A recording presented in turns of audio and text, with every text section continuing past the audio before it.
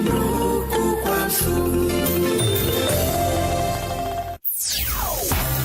คุณกำลังฟังสถานีวิทยุกระจายเสียงแห่งประเทศไทยจังหวัดลำปาง FM 97 MHz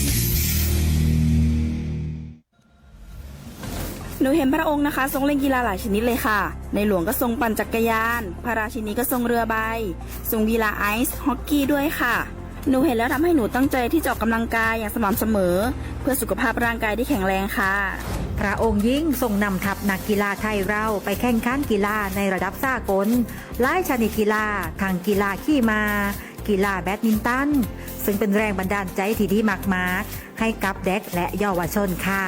พระองค์เป็นเหมือนแสงนำใจไทยทั้งชาติมาเตเจ้ามาร่วมกันออกกำลังกายง่ายๆด้วยการเดินวิ่งปั่นออกกำลังกายอย่างสม่ำเสมอช่วยป้องกันโรคสมองเสื่อมป้องกันการเป็นอัมพาตได้ในเจ้าสถาบันพระมหากษัตริย์ศูนย์รวมจิตใจของคนไทยทั้งชาติสำนักประชาสัมพันธ์เขต 3 กรมประชาสัมพันธ์เพลงนี้ขอมอบให้บรรดาผู้ที่ไม่ยอมแก่ทั้งหลาย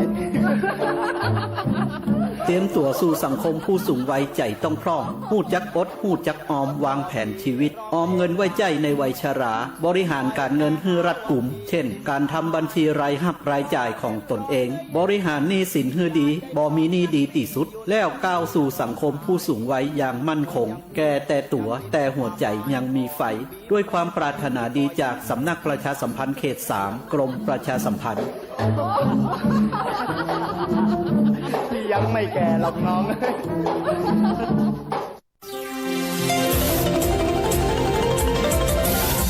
วิทยุแห่งประเทศไทย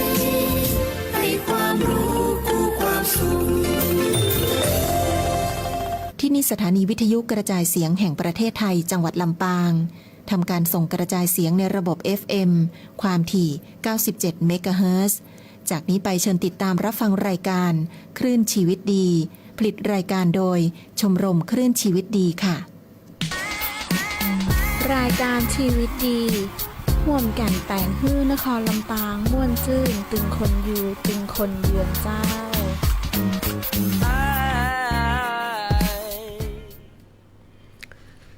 สวัสดีเจ้าพ่อแม่พี่น้องตีเคารพฮักกูคุณเจ้าวันนี้รายการคืนชีวิตดีนะเจ้าก็ได้ยินเสียงแปลกๆนะเจ้าวันนี้พี่น้องไทยลือของเฮาได้มาออกรายการคืนชีวิตดีช่วงเวลาประมาณ 17 นาฬิกาถึง 16 นาฬิกานี่นะเจ้าเป็นโอกาสดีๆเจ้าพ่อแม่พี่น้องอยู่โมนกินหวานกันดีกับเจ้าวันนี้นะเจ้าพี่น้องไทยลือเฮาก็ได้มาอู่จ้าตามภาษาไทยลือเกี่ยวกับ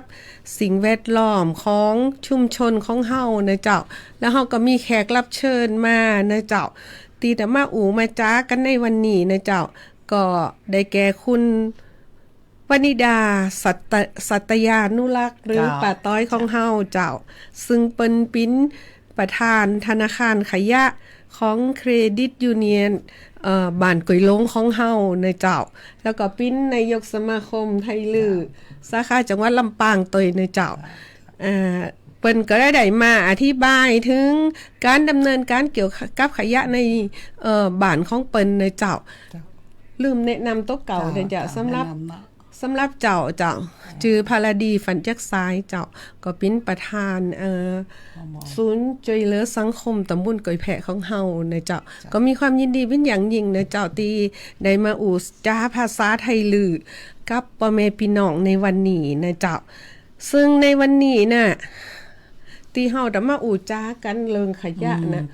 เหตุผลเพราะหยังเพราะว่าซ้ำหนึ่งตึงวันนี้เนาะใบใหม่มันหลุนนะเจ้าขยะมันหนักเนาะขยะมันหนักมันก็หามเผาตัวมันหามเผาแล้วมันคือตอนนี้มันเป็นหนาแหลงแล้วลุมมันหนักแล้วก็กวาดจนบางทีเอามือมาเจ็บมือคือใบใหม่มันเยอะและหามเผาต้องเก็บไปทำปุ๋ยเจ้าขยะใบใหม่เป็นห้องว่าขยะขยะคือเฮาเอาไปทำเป็นปุ๋ยหมัก เนาะขยะนี่เป็นใบใหม่เนาะมันจะมีใบใหม่ทุกอย่างเลยมีกิ่งใหม่ยังเศษน้อยๆนะมันย่อยสลายได้เนาะเฮาก็สามารถเอาทำเป็นปุ๋ยได้แต่งปุ๋ยมากสักเดือน2เดือนก็ใจเป็นปุ๋ยได้กูอย่างปุ๋ยนี่เพิ่นฮ้องว่าปุ๋ยอินทรีย์ที่เนาะปุ๋ยอินทรีย์เจ้าก็เป็นปุ๋ยอินทรีย์ก็เป็นขยะประเภทขยะอินทรีย์ไปนะเจ้าแล้วก็นอกจากไอ้ขยะอินทรีย์แล้วมีขยะเนี่ยขยะเพิ่นฮ้องว่าขยะรีไซเคิลน่ะมีขยะเนี่ยฮ้องคือรีไซเคิลตอนนั้นใครเข้าใจเตอเนาะแล้วพอผ่านการอบรมมาก็เลยฮู้ว่าขยะรีไซเคิลนี่มันแปลเป็นสตางค์ใดนะครูตอบคือการคัดแยกขยะรีไซเคิลนี่เฮาต้องแยกขยะถูกถึงมันได้สตางค์เยอะๆเนาะบางคุณฮู้เนาะโลมกันไปจะมันจังเป็นกิโลเนี่ยมันจะถูกเพราะฉะนั้นตั้งหือแยกคือถูกได้สตางค์คือต้องแยกสู่โคดคุณโคดไซอันนี้โคดเป็นอย่างแต่ได้ราคาจ้ะเฮานำสามารถเอาไปขายได้แล้วก็กลับเอามาจ่ายใหม่ได้เนาะเจ้ารีไซเคิลได้เจ้ารีไซเคิลได้ต่อไปขยะอันตรายนี่มันมียังพองเนี่ยขยะอันตรายก็ได้มีหมูหลอดไฟเนาะตีซึ่งนี่เฮาตะควางตามทางใดนะเจ้าทางเทศบาลมันก็ต้องมีทั้งพิเศษเปิดตะเคนเนาะขยะอันตรายนะหมูสเปรย์เนาะยาฉีดยุงยังพวกนี้เจ้าหลอดไฟคือไอ้หมูไอ้น้ำยาไอ้ตีมันเป็นสารเคมียังกูอย่างนั่นน่ะเป็นสเปรย์ฉีดนั่นน่ะใจนี่คือขยะอันตรายเปิ้นก็ต้องมีทั้งไว้แยกไว้ยังรีไซเคิลตึงวันนี้แทบบางทีเจ้าบ้านนั่นนี่เปิ้นปอตหัวมันขายได้เนาะกระปิ้นสมัยก่อนมันตะเฮไปเลยแต่นั่นนี่เปิ้นหัวมันเป็นเงินเป็นทองกันทันในเกาะกันคุณที่เปิ้นหูปกติเก็บไปขายได้เก็บไปขายได้เจ้าแต่คือขยะที่เป็นปัญหาอย่างตึงวันนี่ตีคล้ายใดอย่างใบใหม่อย่างยังคุณเพิ่นเข้าใจนะบางทีใบใหม่นี่เป็นปัญหากันคุณเพิ่นเข้าใจแต่จริงๆใบใหม่กันเฮาเข้าใจแล้วมีคุณประโยชน์นะเอาไปทำปุ๋ยมักปุ๋ยเมียงนี่นะเจ้าการที่เอาไปทำปุ๋ยมักนี่มันยุ่งยากกันเนี่ยมันยุ่งยากจ้ะมันยุ่งยากนี่อย่างคือมันจะมีเสเวนเนาะคือบรรเทาเปเลอร์เปเตอร์เสเวนเสเวนคือเปิ้นก็เอาไม้ไผ่เนี่ยเอามาเปิ้นหอมเนี่ยมาสานเนาะแล้วมุนเป็นมุนน่ะมันเฮาเปิ้นฮ้องว่ามุนภาษาเมืองว่ามันมนนี่เนาะมันเฮามันมุนอุ่นหลุมไว้น่ะเวลาเฮากวาดปุ๊บเฮาก็ไปเทมันก็เป็นปุ๋ยแล้วมันย่อยสลายได้ตัวนี้มันก็มีประโยชน์นะเจ้าขยะอินทรีย์เฮาใบใหม่เขาใส่เศษอาหารเขาใส่ก็กลายเป็นปุ๋ยเนาะใช่แล้วก็ขยะที่เป็นขยะรีไซเคิลก็ขายได้เอามาจ่ายใหม่ได้อย่างโคตรน้ำนี่เนาะจ่ายได้เลยแล้วก็แอดเป็นปัญหาคือเนาะไอ้อย่างบางคนเขาบอกว่าแป้งบานสมัยใหม่เนี่ยน้ำแกงโม่ไปควางไหนยิ่งมันสิเป็นประเด็นเจ้าน้ำแกงนี่นะมันจะเป็นประเด็นกันเฮามีคือกันบ้านนั้นนี่มันเป็นปนห้องเป็นลาดซีเมนต์แหบตำมีเฮาก็สามารถเอาวันทั้งดิ่มใจเนาะเจาะกุ่นนิดหน่อยนึงปลูกเก้ามันยังก็ได้แล้วก็น้ำแกงเลยเฮาสามารถเอาไปเทเป็นปุ๋ยได้นะเฮาต้องเอาไปควางในทั้งขยะซึ่งที่เจ้าหน้าที่เปิ้นเก็บมันเป็นภาระเปิ้นมันมิ้นต้อยสกปรกต้อยเพราะฉะนั้นบ้านที่ไหนว่าปลูกเก้าไม้มันดันเป็นหยังคือทั้งเก่าๆเฮาเจาะกุ่นนิดหน่อยก็เอาดินใส่เอาสามารถปลูกเก้าไม้ได้ตามยังปลูกนาวก็ได้พริกก็ได้มะเขือก็ได้เฮาเอาน้ำแกงที่กินเลอนั่นน่ะก็ไปเทใส่ก็ถือเป็นปุ๋ยน้ำแกงก็เป็นปุ๋ยทุกอย่างมันก็จะลากมันก็ได้ดูดจากน้ำแกงหรือยังนั่นน่ะมันต้องเอาไปควางในทั้งขยะเป็นปัญหาที่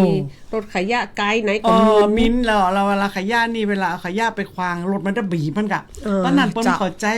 มันเปิ้นคุ้นเปิ้นบีบยังพอเข้าไป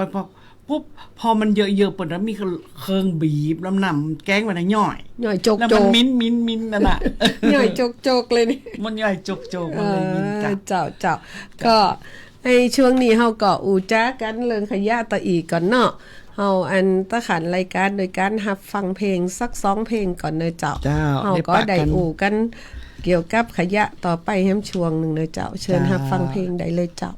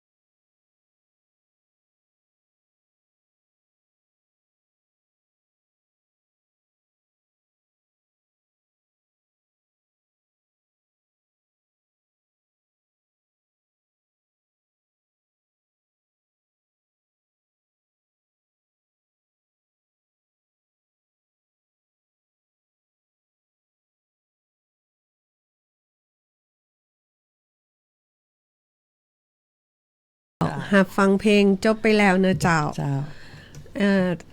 ลำดับต่อจากนี้ไปนะเจ้าเฮาก็ได้ฟังเรื่องขยะมานักแล้วว่าขยะมีมยังห้องเนาะแล้วก็ผลกระทบขยะเนี่ยกับสิ่งแวดล้อมของเฮาเนี่ยมันมีผลกระทบต่างใดห้องอย่างเช่นขยะเฮาควางลงไหนควางลงดินก็กระทบต่อดิน ดินของเฮาก็ถูกทำลาย คือไอ้กระทบนั้นมานะเวลาเฮาไปควางตัดดินนะเวลาเฮาในยางกายสายตาเฮาไปหอมมันก็ตึมสบายตาอยู่ดีเนาะมันหกอ่ะมันก็ดูแบบความสกปรกมันก็อันนี้อูดึงว่าใจเกี่ยวกับว่าเรื่องดินตนาบุญดินเฮาหอมันตึงเฮ้ยสบายใจอ่ะกินกับควางโดยเฉพาะขางซ้องขางตานี่นะโอ้บางทีนะขับรถบางทีใครจอดไปเก็บเนี่ยแค่สายตาก่อมสบายใจกับตาเนาะเสร็จกับเรื่องเป็นผลกระทบจากธรรมชาติจากดินจากยังสิ่งแวดล้อมมันสำนักแล้วตาเฮาอ่อนโอ้ก็มันเข้าไปในดินเนาะใช่ทำหือดินเป็นอย่างเหอะเสริมคุณภาพเสริมส้มเลยเนาะใจแล้ว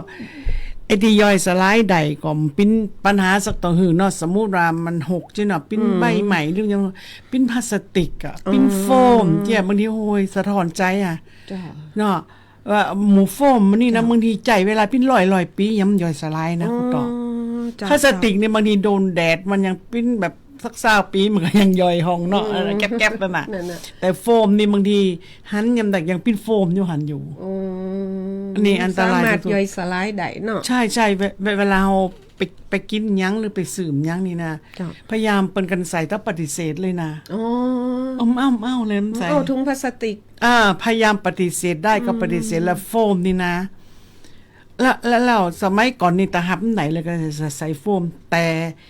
นั่นนี่มีความรู้สึกปรณรงค์กันนะครูต๋อมสังเกตเอานะว่าเฮาไปร้านยังเปิ้นจะใจแก้วปิ้นกระดาษครูต๋อมสังเกตกันเวลาปิ้นโฟมแล้วเนาะใช่มันตะแป้งเริ่มน้อยแต่นั่นนี่รู้สึกว่าหมู่บริษัทนี่เปิ้นก็ตะเปิ้นก็ตะเขาเรียกว่าอะไรอะที่แบบว่าก็อวยให้พวกเราว่ามันเมื่อก่อนมันแพงอ่ะโฟมมันถูกแล้วก็กระดาษแก้วกระดาษนี่หรือว่าหวยกระดาษเป็นแป้มนั่นนี่ราคาจิบตองใดนะแพงนิดหน่อยเองคือเปิ้นก็รณรงค์แล้วก็ได้พ้นนะสังเกตทันจะกับเวลาครูไล่มะเร็งเฮาเปิ้นก็เป็นไปตั้งกองกระดาษเป็นกระดาษหมดเลยคือมันย่อยสลายได้แล้วก็คล้ายได้ตัวรีไซเคิลก็ได้ตัวโดยความรีเปร่งของสังคมถึงวันนี้เนาะเขาก็ต้องปึงสิ่งมื้อนี้ที่สามารถย่อยสลายได้เนาะอันนี้เฮาพ้นกระทบตั้งบุญดินแล้วต่อไปก็เป็นอันมลพิษตั้งน้ำเนาะโอ้ตั้งน้ำนี่ก็พ้นกระทบเยอะเนาะที่เฮาหูอยู่แต่ตั้มข่าวตั้มยังบ่ได้หันนั่นก็ปลายังมันนึกว่าเป็นอาหารเนาะมันไปกินมันไปเกินไปยังก็ติดข้อติดยังนั่นกับหมูธรรมชาติของปลาหรือเป็นยังที่เขาจังหันตามทะเลหรือว่าแม่น้ำน่ะจะก็อย่างมันเฮานี่อย่างมันเฮาก็หันอยู่จะก็เวลาน้ำนองหรือน้ำโหมติมันไปอุดตันก็เฮาไปหอกก็ทุ่งตึงนั้นเลยถุงพลาสติกถุงพลาสติกตึงนั้นพอมันย่อยสลายลำบากมันย่อยสลายอย่างหมูนี่มันจะไปอุดต่ออุดยังเนาะที่เขากินน่ะเขาก็เหมือนกับว่านึกถึงว่าคว้างนี้อ่ะจะมักง่ายนะเนาะนึกว่าคือไปควางพอฝนตกและน้ำทะลักเข้าสามารถระบายไปตันได้แล้วก็ทำเกิดน้ำท่วมโดยเฉพาะสัตว์ปิ้นปลากุ้งหอยปูปลาที่อยู่ในน้ำนั่นน่ะใช่บางทีก็มันก็นึกว่าอาหารมันลอยๆมันก็ไปเขมือบอันจะกะเอามากินนะเอามากินวันนี้ติดข้อมันหอมยังมันหอมจะกะเจ้าเป็นปัญหาหมดนะเจ้านั่งตั้งบุญดินตั้งน้ำต่อไปก็จะมีตั้งอากาศตุ้งวัดเดียวเนาะเจ้าอากาศหนาแรงตัวเนาะมันบางทีอุ้ยปิ้วบึนเนาะอย่างตึงวันมันนี่เฮาเมื่อลักษณะหูเลยว่ากันอากาศดีเนาะเฮาตะไอหรือเฮาตะจ้ามเฮาตะคั่นหูดังคือมันแย่มาจากการเผาตัวแล้วบางคนนะเรื่องการเผาเหมือนกันเนาะบางทีเฮาไปอู่ว่าโอ้ยไปเผาเอาแป้งปุ๋ยดีกว่าก็เกตเนี่ยฮะว่าคือไม่ก็เหมือนเฮาว่าจะเผาเนี่ยเขาเข้าใจว่าเนาะบางอย่างอ่ะตามหมู่โดยเฉพาะบ้านเฮาแถบด้อยพระบาทเนาะไฟไหม้ด้อยเนาะคุณก็นั่นเป็นว่าก็มีการรณรงค์กันที่ไอ้เฮาก็ตั้งบ้านเฮาก็มีกลุ่ม ปิ้นห้องว่ากลุ่มไฟป่าเนาะ เจ้าเปิ้นก็ดูแลกันอยู่นะ เปิ้นก็ดูแลกันอยู่ เจ้า ว่าก็ใหม่กันก็ช่วยกันดับไฟ ๆ ทุกคนก็ส่งกำลังใจให้กันเนาะเจ้าเพราะฉะนั้นช่วงนี้เป็นช่วงที่เปิ้นห้ามเผาอยู่ จริงๆแล้วตามความคิดเปิ้นนะ เจ้า ไม่ว่าคิดว่าช่วงนี้หามเผาไม่เผาเลยก็ซ้ำดีอย่างเฮาเกิดมามันเกยจะเผาเลยนะก็เฮาก็ยัง ช่วงไหนน่ะ ใช่ ว่าหน้าไหนอีเนาะ แต่ว่าทำไมต้องหือเปิ้นบังคับเลยว่าขอร้องอย่าเผานะคะเผานะครับคือเปิ้นขอร้องให้เยี่ยมยังเฮากันจัดการในถูกต้องเฮาจำเป็นต้องเผาเลยชีวิตจริงเฮาอยู่เฮาเปิ้นยังเกยเผาเฮาก็ยังอยู่ได้จะกล่าวที่ว่าเปิ้นไปเผาปฏิไปเผาว่าเผาป่าที่ว่าที่ว่าอันพักเนี่ยก็พักหวานขึ้นเรื่องมดแดงแต่งอะไรนั่นเปิ้นก็ฮู้ว่ามันจะจริงหรือจริงเปิ้นก็ฮู้ไปเผามันก็ซ้ำตะฮ้อนก็หรือเปิ้นก็เข้าใจตรงนี้นะบางครั้งก็เฮาคาดถึงเนาะเพราะแม่พี่น้องเฮาก็คาดถึงว่าก็เฮาไปเผาแล้วเหมือนกับว่าพักหวานมันก็ปุ๋งมันคิดไปเองหรือเปล่ามันเผามันฮ้อนน่ะใช่มั้ยจ้ะจ้ะมันก็ทำให้ไอ้ระบบอากาศของเฮาเนี่ยอากาศของเฮาก็เป็นห้องว่าค่า PM 2.5 ก็สูงขึ้นทำลายสุขภาพของเฮาเจ้าแล้วก็ระบบนิเวศของเฮาก็เป็นอย่างโอ้แย่กะจริงๆอย่างที่เปิ้นว่าย้อนไปอย่างที่เปิ้นว่าทำไมต้องให้ทางจังหวัดเปิ้นขอร้องเฮาหน่วยงานเปิ้นถึงนักใจเราลองทำกันที่บ้านเองมีความนักใจเลยว่าใบใหม่หรือว่าไอ้ขยะที่เฮาใจถึงวันการเฮาจัดการถูกต้องแทบตำมีเศษยังเลยพอเปิ้นใจชีวิตกี้เปิ้นหูเลยว่าการเฮาจัดการที่มาที่ไปที่ถูกต้องเนี่ยแทบตำมีขยะขวางเลยนะทุกอย่างมีประโยชน์ตั้งนั้นเลยนะตั้งแต่ใบใหม่ใบใหม่ก็การกินน้ำแกงกินก็เฮายึดหลักประหยัดพอเพียงใช่ก็ต้องเงี้ยนักกินให้มันหมดหีบน้ำแกงให้มันหมดต้องมันเลอกินให้มันหมดเน่เรื่องจริงเขากินมันสดหมดแต่ก็แทบตำมียังเหลือมันเลอะหน่อยจะไปเยอะมันจะเป็นประเด็นเลยอ่ะบางทีเนาะเฮาหันขยะเฮาอีดูเขาอ่ะคุณเก็บขยะมันจะหันเอาเป็นเก็บขยะมันยังกระโจงจะเกี่ยวกับสงสารเขานาหันใจคุณเก็บขยะเนาะเจ้าก็เพราะฉะนั้นไอ้ขยะเฮาสามารถขจัดได้ก็เฮาขจัดได้นี่มันก็มีผลกระทบตั้งแต่ดินน้ำอากาศแล้วก็ระบบนิเวศของเฮาใช่แล้วตีสุดท้ายก็คือทำให้ก่อเกิดแหล่งเพาะพันธุ์เชื้อโรคเนาะแหล่งเพาะพันธุ์แมลงวันตอมกันใช่ใจใช่เพราะฉะนั้นก็เฮาก็มีวิธีการกำจัดขยะอีกอย่างนึงก็ปัญหาหมู่นี่ก็จะหมดไปนะเจ้าที่นี่ก่อนที่เฮาจะไปฟังว่าในชุมชนของบ้านปะต้อยของปะต้อยโดยเฉพาะเปิ้นปะต้อยเปิ้นบอกว่าเปิ้นเป็นประธานเครดิตยูเนียนนี่หน่วยงานเครดิตยูเนียนของบ้านกวยโล้งเปิ้นสนับสนุนการทำขยะของหมู่บ้านของเปิ้นอย่างนะเจ้าเฮาก็ได้มาฟังในช่วงต่อไปนะเจ้าช่วงนี้ก็เฮาก็ขอพักรับฟังเพลงให้สักกำนะเจ้า ก็ต่อไปเฮาได้ปะกันในเรื่องการวิธีการดำเนินการธนาคารขยะของปะต้อยในช่วงต่อไปเจ้าเชิญรับฟังเพลงได้เลยเจ้า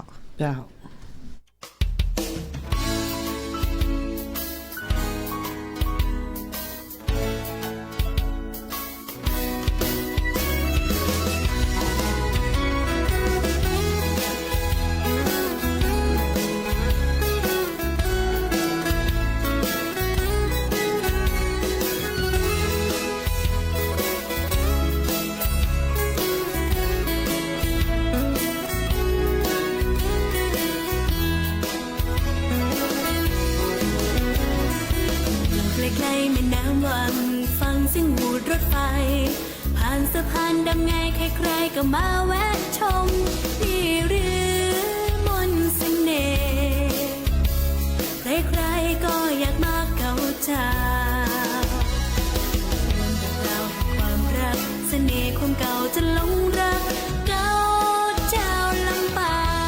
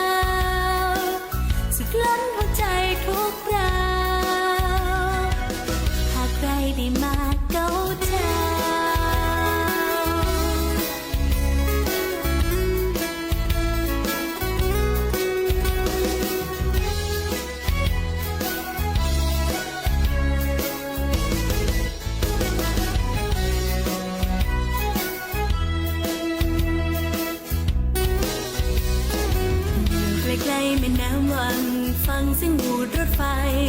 ผ่านสะพานดำไงใครๆก็มาแวะชมนี่หรือ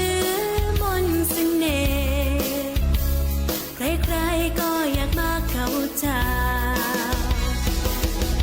เจ้าความรักเสน่ห์ความเก่าจะหลงรักเก่าเจ้าลำปางไม่ว่าฤดูกาลไหนจะเปลี่ยนพันฉันและเธอก็ยังจะจำความสุขที่เก่าเจ้ารอยยิ้มผู้คนไม่ยามไปเยือนทุกคราวช่างเป็นรอยยิ้มทิ่มใจเมื่อได้เกิดความรักอกหักกลัวที่ไหนฝากตัวและฝากใจเอาไว้ที่เก่าเจ้าพากันตื่นเช้าแล้วไปตลาดเก่าเจ้าของหวานของข้าวอร่อยจนอิ่มทุกเรื่องราวสุดล้นหัวใจทุกคราวหากใครได้มาเก่าเจ้า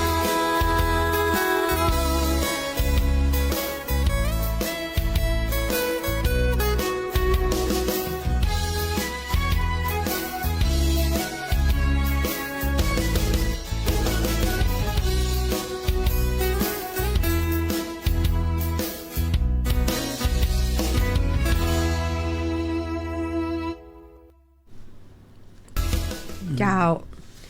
อันดับต่อไปนะเจ้าเฮาก็ได้มาอู่จ้ากันถึงธนาคารขยะนะเจ้าที่ปะต้อยเปิ้นได้เยะกันมาในชุมชนของเปิ้นนะเจ้าเฮาก็ให้ฮู้ว่าเยะยังในชุมชนของปะต้อยในกลุ่มของปะต้อยเนี่ยถึงมาเยะธนาคารขยะธนาคารเจ้าเนี่ยมันยังถึงมาเยะ เปิ้นฮ้องว่าแรงบันดาลใจเนาะ แรงบันดาลใจ10 ปีอันนั้นนี่นะ โอ้ จ ทำมา ริง 10 ปี ๆ แล้ว 10 ปีอัพหน่อยๆแล้วจริงๆแล้วตอนแรกก็มันจะใครหูเลิงเนาะว่าธนาคารขยะเป็นอย่างอื่นเนาะพอได้ผ่านการอบรมเนาะได้อาจารย์ดีปีเล่งดีไปกันเป็นกลุ่มไม่ก่อนตอนนั้นกลุ่มจางฝอนนะที่เปิ้นเชิญไปเนาะ10กว่าปีย้อนหลังไปนะ จ้างฝอนไทยหรือนี่นะ จางฝอนไทยลือนี่แหละก็มันจะหูกันนึงน่ะไปเป็นกลุ่มเนาะ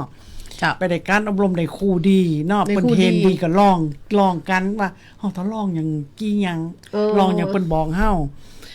เสร็จพอลองนะครูตอมคือเนาะตอนกำมาลองทุกคนลองเนาะว่ากันมีงานวัดขยะก็หนักเนาะงานแต่งงานขยะก็หนักไปไหนขยะก็หนักเจ้าอุ้ยทำไมถึงเป็นอย่างนี้ก่อนสุมา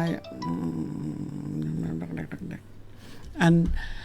เสร็จแล้วก็ลองหอว่าเฮาลองมาเงะหอเสร็จแล้วพ้นดีทำพร้อมยังขยะมันลดลงตีหันนี่นะขยะมันก็ลดลงเลยอันที่โคตรยังน่ะตีโคตรยังเฮาทำตีเฮาจัดงานในชุมชนนั่นน่ะเจ้ามันเคยหลุ่นเคยยังมันลดลงเจ้าพอมันลดลงแล้วอันเดี๋ยวก่อนเนอ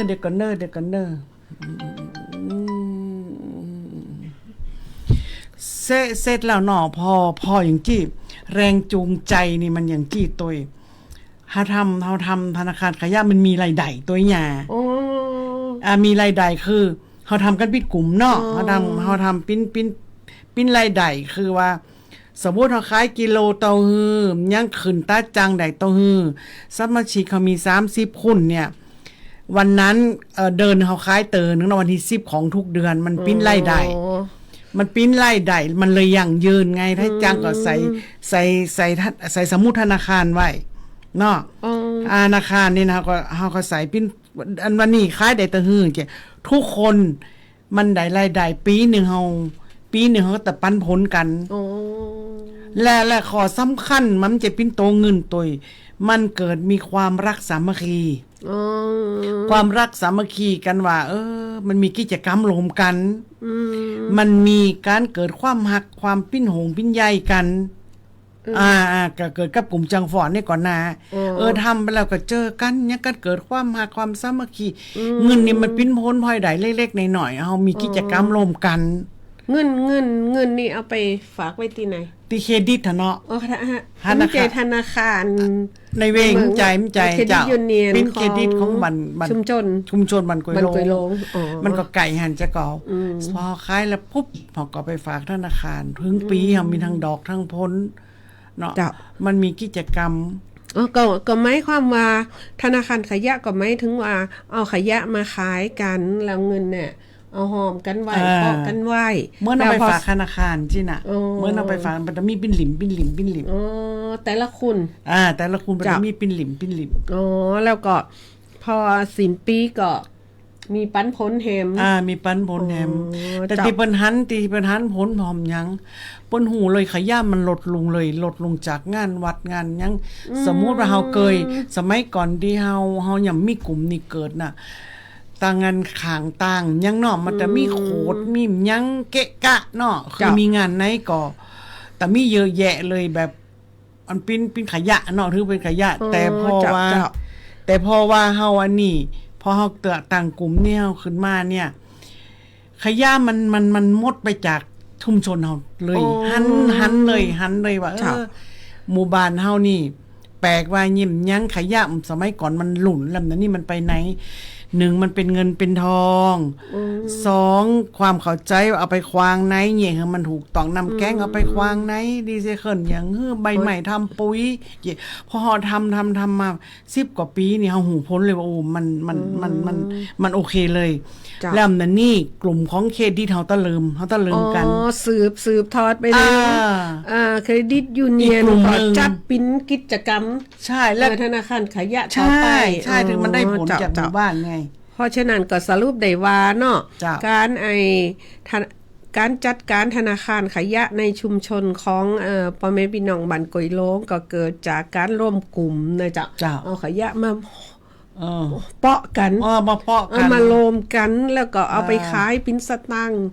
สตังค์มาก็เอาไปฝากที่เครดิตยูเนียนเนาะจ๊ะเพราะฉะนั้นเฮาได้สรุปง่ายๆว่าวัตถุประสงค์ของการ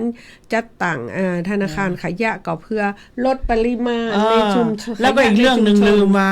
เงินตัวนี้นะเวลาคนในสมาชิกไม่สบายก็เงินตัวนี้แล้วก็ไปเยี่ยมเอาไปใจมันหลายอย่างหลายอย่างก็ทำคือเกิดความสามัคคีในใครเดือดร้อนอะไรก็เอาเงินตัวนี้ไปช่วยเนี่ยมันเกิดความหันอกหันใจกันน่ะนอกจากเกิดรายได้เสริมรายได้ในชุมชนแล้วก็เกิดความหักความสามัคคีมีจิตสำนึกภูมิใจว่าขยะเฮาต้องควางเรียราดใจเฮาต้องมีการจัดการดีว่าขยะที่ขายได้หรือขายไม่ได้นะจ๊ะเป็นการปลุกจิตสำนึกและที่สำคัญที่สุดก็คือมีเงินในบัญชีมีสมาชิกได้โฮมใหม่โฮมกันจริงมันจะเยอะแต่ว่ามันมีความรู้สึกเงินหลักร้อยเนาะอันเดือนหลักร้อยกันปิ้นปีก็เป็นปั้นไปแล้วก็ในตะกาเป็นการนำปลากะปิเนาะมันประหยัดในครัวเรือนไงใจอย่างน้อยก็ได้การนำปลากะปิในการดำรงชีวิตเราไม่มีเงินน้อยไงของครอบครัวเจ้าเฮาหมิ่นเงินหน่อยเฮาค่อยวาสนาใจเพราะฉะนั้นพ่อแม่พี่น้องที่รับฟังอยู่ก็ดะหันประโยชน์ของการตั้งธนาคารขยะของเฮานี่มีประโยชน์มากเลยเกิดความรักความสามัคคีในชุมชนปลุกจิตสำนึกในการทิ้งขยะของชุมชนแล้วที่สำคัญก็คือมีสตังค์ตัวละครูตอมเดี๋ยวบึดกันตะบอกนะว่าอันนี้มันจะตีมันนางนี้มันจะว่าทำระเปิ้นระดับมืออาชีพได้รางวัลนะระดับจังหวัดนะเจ้าเพราะฉะนั้นขั้นตอนต่อไปป้าต้อยเปิ้นก็ได้มาเราหูฟังอย่างละเอียดภูมิใจนะภูมิใจเรื่องขยะนี่ไม่ใช่นะระดับเทศบาลเนาะระดับจังหวัดเปิ้นก็เล็งหันความสำคัญของเฮานะเดี๋ยวก็มาฟังเขาหน้าบ่เดี๋ยวก็มาฟังไอ้ตอนต่อไปเนาะตอนนี้เฮาก็ได้รับฟังเพลงเพื่อขันรายการนี่ก่อนเนาะเจ้าขอเชิญรับฟังเพลงขันรายการนี่ก่อนได้เลยเจ้า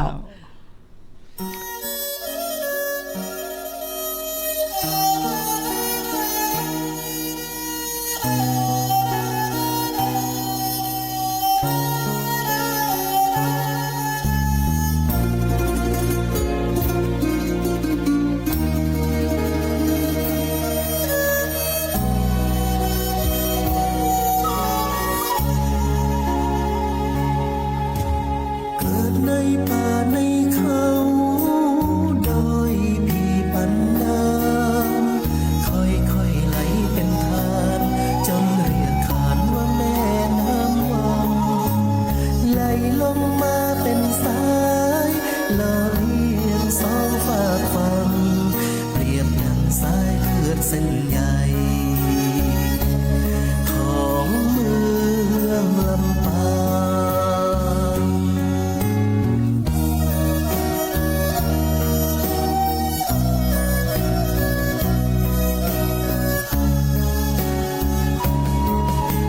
คุณเขาพันหน้าป่าน้ำค่อยๆไหลคดเคี้ยวลงมาหล่อเลี้ยงชีวิตตั้งแต่ป่าสู่เมืองผู้เขียนนครลำปางมาพันกว่าปีสายน้ำนี้ชื่อแม่วัง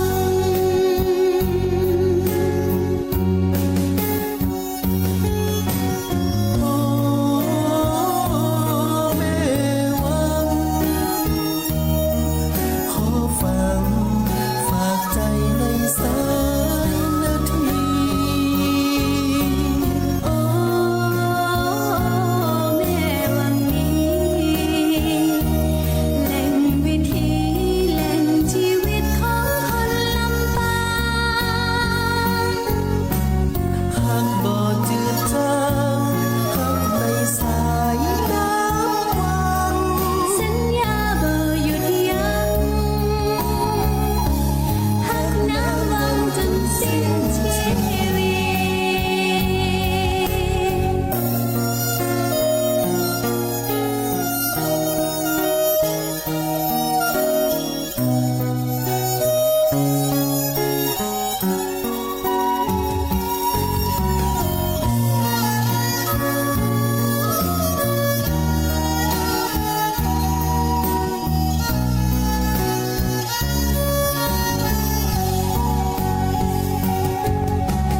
โอ้แม่วังขอฟังฝากใจในสายนาที โอ้แม่วังนี้แหล่งวิถีแหล่งชีวิตของคนลำปาง หากบ่จืดจางหักในสายน้ำวัง สัญญาบ่หยุดยั้งหักน้ำวังจนสิ้นชีวิต โอ้แม่วังขอฟังฝากใจในสายนาที โอ้แม่วังนี้แหล่งวิถีแหล่งชีวิตของคนลำปาง หากบ่จืดจางหักในสายน้ำวัง สัญญาบ่หยุดยั้งหักน้ำวังจนสิ้นชีวิต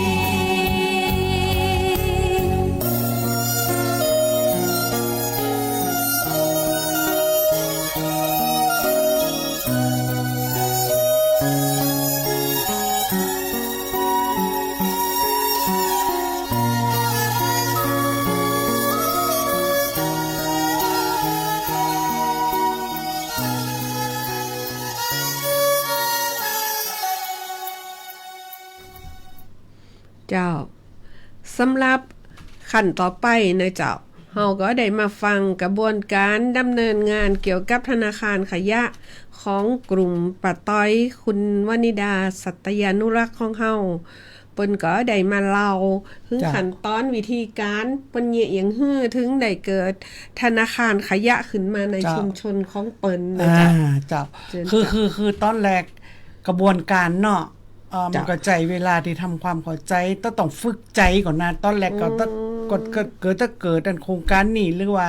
สมัครเนาะมันต้องฝึกใจการทำกับขยะต้องฝึกใจ ฝึกใจกระบวนการน่ะบางคนนี่เปิ้นเข้าใจ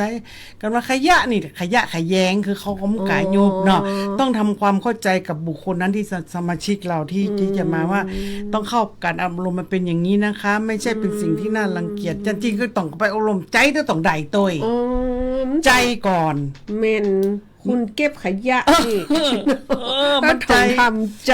มันได้ก็มีหลายคนที่ทำใจมันได้ก็เหยะก็ถือว่าออกไปก็รูดออกไปถือว่าใจอ่ะใจก็มีอย่างคุณใจมันได้คุณของเขากลุ่มห้ามได้ที่คัดมานี่ที่30ใจได้มันเรียบร้อยใจได้มันเรียบร้อยก็คือคัดมานี่คือมาด้วยความสมัครใจเนาะแล้วนี่ข้ออุ้มกล้ามตีผานมัมได้อูเนาะอันนี้ก่อนตะเริ่มที่สมาชิกเนี่ยเจอกับกลุ่มเปิ้นนี่นะกลุ่มมันของไทยหรือเนาะติปิเก็บขยะนี่เฮาใดเกียรติจากลอกเก่านะที่เปิ้นฮอสวรรคตตีราชภัฏนะกลุ่มเปิ้นเขาเนี่ยเป็นตัวแทนของระดับจังหวัดเทศบาลได้เกียรติไปเก็บขยะ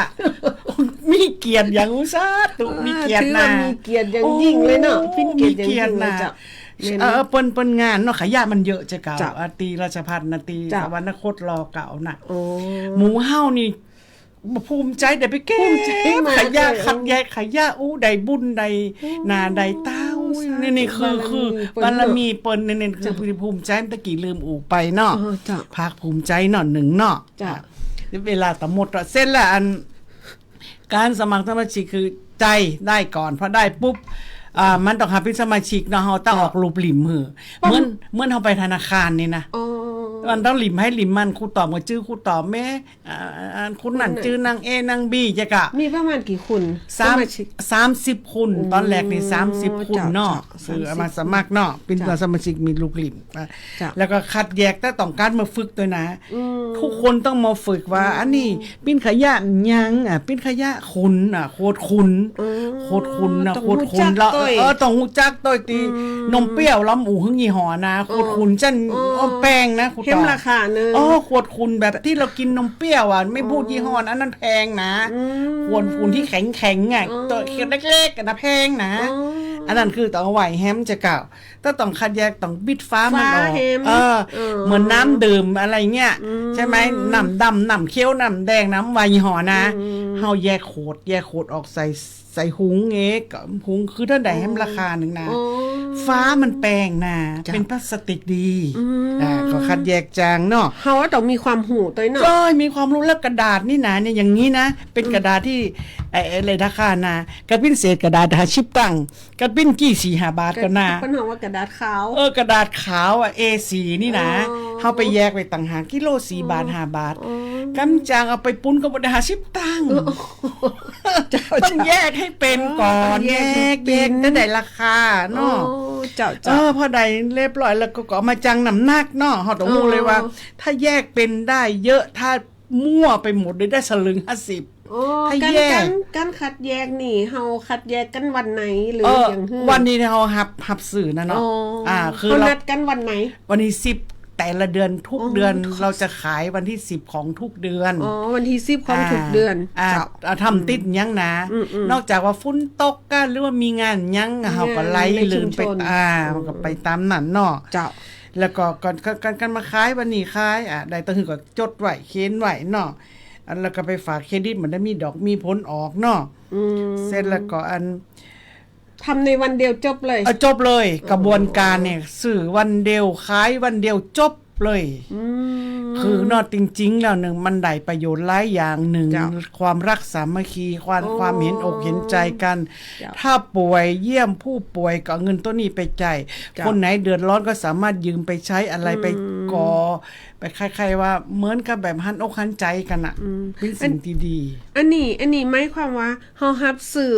ขยะเฉพาะสมาชิกของเฮาหรือว่าขยะคุณติ้มใจสมาชิกเฮารับสื่อเก่าจริงตอนแรกเฮาคิดว่าสมาชิกอย่างเดียวแต่บางคนเปิ้นสูงอายุเนาะซึ่งเปิ้นสามารถขับรถได้ลูกหลานว่าเปิ้นก็เข็นมาขายเฮาน่ะเปิ้นเข็นมาขายเฮาอีดูเปิ้นเฮาก็รับซื้อก็จ่ายเงินสดเปิ้นไปเลยเปิ้นก็ดีใจแต่อย่างสมาชิกนี่มันได้เงินไปแต่จดปิ้นเลขไปแล้วก็ ปีหนึ่งแต่ปันผลแต่ในบ้านเฮาบางทีเปิ้นขุดเขาขายหน่อยเฮาก็สามารถรับซื้อเฮาก็เอาเงินเฮาให้เปิ้นไปเลยเจ้าติมใจสมาชิกเฮาก็รับโดยในปิ้นชุมชนเนาะ เจ้า เฮาก็อีดูเปิ้นเฮาก็รับซื้อเปิ้นตัว ซื้อเจ้า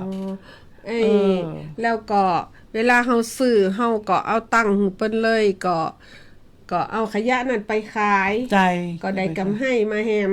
ใช่มันเป็นการเอื้อหนุนจุนเจือเป็นการน้ำจิตน้ำใจ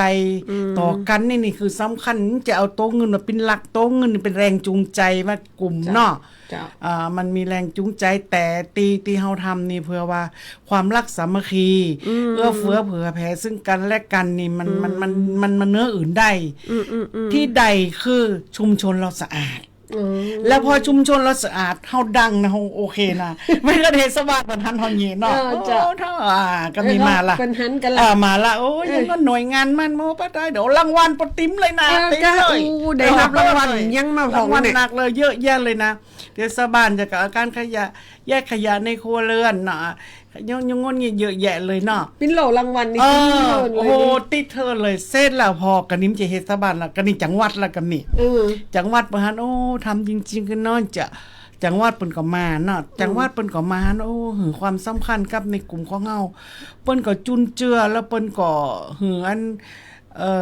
โลเกียรติยศเฮาเนาะเฮาก็เบิกบ้านหัวใจพี่เฮาทำความดีแล้วเปิ้นก็หันเฮาดู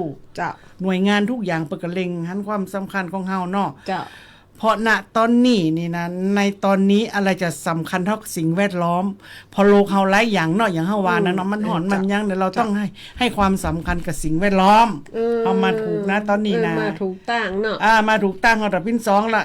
ระดับแจงฟอนนำนี่ระดับเครดิตนะที่ได้ทำมาเพราะฉะนั้นนี่นะกำลังตะเลิมเยเพราะฉะนั้นไอ้ทำเครดิตนี่หมายความว่าตั้งเครดิตยูเนียนของไอ้บันกุยโลงเปิ้นก็สนับสนุนเป็นเงินทุนดำเนินการใช่เพราะก็เครดิตเหมือนกันเปิ้นก็บอกว่าเปิ้นก็เล็งเห็นความสำคัญชื่อว่าเครดิตคุณก็จะต้องแบบมีส่วนช่วยสมาชิกให้มีรายได้พิเศษเปิ้นก็มีกฎหมายนะกฎหมายนี่เครดิตคุณมีตังค์แล้วนี่คุณต้องช่วยสังคมบ้างเพราะฉะนั้นเดี๋ยวนี้สังคมต้องการช่วยเหลืออะไรเปิ้นก็เห็นความสำคัญสิ่งไปเพราะฉะนั้นคุณไปทำเลยจิเปิ้นก็มีหน่วยงานหรือกฎหมายรองรับบัตรต้องพักด้านนาเราต้องทำคือเขาต้องบังคับให้ทำเลยมันทำได้นะพี่กฎหมายนะอันนี้คือกฎหมายด้วยก็ในกิจกรรมนี่ชุมชนของเฮาทำอยู่แล้วที่นี่เฮาก็ได้รับการเกื้อหนุนหรือรับการช่วยเหลือเนาะจากเครดิตยูเนียนของเฮาเฮ็ดต่างหากเนาะก็เฮาได้ทำอยู่แล้วมันก็เกิดอันนี้พอมันเกิดขึ้นแล้วการดำเนินงานของเฮามันก็สานต่อไปอย่างป้าต้อยบอกตะกี้นั่นคือตั้งแต่ระดับเทศบาลเพื่อหันความสำคัญของเฮามาหือรางวัลมาหือโลมาหือกำลังใจของเฮานะเจ้าตั้งแต่ระดับเทศบาลแล้วก็จังหวัดระดับจังหวัดนะโดยเฉพาะอันบันกุยโลงของเฮานี่ก็อยู่ในระดับเทศบาลเมืองเคลังนครเจ้าเพิ่นก็ให้การสนับสนุนในกิจกรรมธนาคารขยะของบันกุยโลงของเฮาฝากเข้มน้อยนึงข้อหือทำแต่ทุกอย่างข้อหือทำจริงทำแต่หน่วยงานเพิ่นถึงมาหาเฮาคนเดียวขอให้ทำจริงเจ้าอันนี้เฮาทำแต่ทำจริงหน่วยงานต่างๆเพิ่นก็เข้ามาสนับสนุนเข้ามาซัพพอร์ตว่าเป็นอุปกรณ์ว่าเป็นความหูนะเจ้าความหูในด้านขยะความหูในด้านการอนุรักษ์สิ่งแวดล้อมอย่างต่างๆก็ทำให้กลุ่มธนาคารขยะของป้าต้อยเนี่ยมีการดำเนินการได้ไปอย่างสะดวกได้ไปอย่างติดขัดยังสักอย่างนะเจ้าสุดท้ายนี่ป้าต้อยจะฝากยังไว้ฮองฝากบางจี้ตะเงียบยังจะทำอะไรให้ทำจริงๆแล้วมันได้สบายใจแล้วทุกหน่วยงานเปิ้นถึงมาหาเฮาขอทำแต่นะเจ้าก็ขอขอบคุณป้าต้อยเป็นอย่างสูงเลยนะเจ้าที่ได้มาอู่จ้ากันโดยเฉพาะเรื่องขยะนี่เป็นสิ่งที่คุณหันแล้วก็ถือว่าเป็นสิ่งที่น่ารังเกียจนะเจ้า กลุ่มป้าต้อยก็สามารถดำเนินการแล้วก็นำพาธนาคารขยะนี่ประสบผลสำเร็จได้อย่างยิ่งใหญ่ ขอบคุณนะเจ้า ขอบคุณเจ้า สวัสดีเจ้า พ่อแม่พี่น้องทั้งหลายก็ขอเอารายการวันนี้ก็ขอจากไปเพียงต่ออีเนยเจ้าขอบคุณเนยเจ้าสวัสดีเจ้า สวัสดี สวัสดีเจ้า ขอมอบให้บรรดาผู้ที่ไม่ยอมแก่ทั้งหลาย เตรียมตัวสู่สังคมผู้สูงวัยใจต้องพร้อมหูดจักอดหูดจักออมวางแผนชีวิต ออมเงินไว้ใจในวัยชรา บริหารการเงินให้รัดกุม เช่น การทำบัญชีรายหักรายจ่ายของตนเอง บริหารหนี้สินให้ดีบ่มีหนี้ดีที่สุด แล้วก้าวสู่สังคมผู้สูงวัยอย่างมั่นคง แก่แต่ตัวแต่หัวใจยังมีไฟ ด้วยความปรารถนาดีจากสำนักประชาสัมพันธ์เขต 3 กรมประชาสัมพันธ์ พี่ยังไม่แก่หรอกน้อง สร้างไมตรีมีน้ำใจให้แก่กันด้วยคำพูดดีๆนะคะ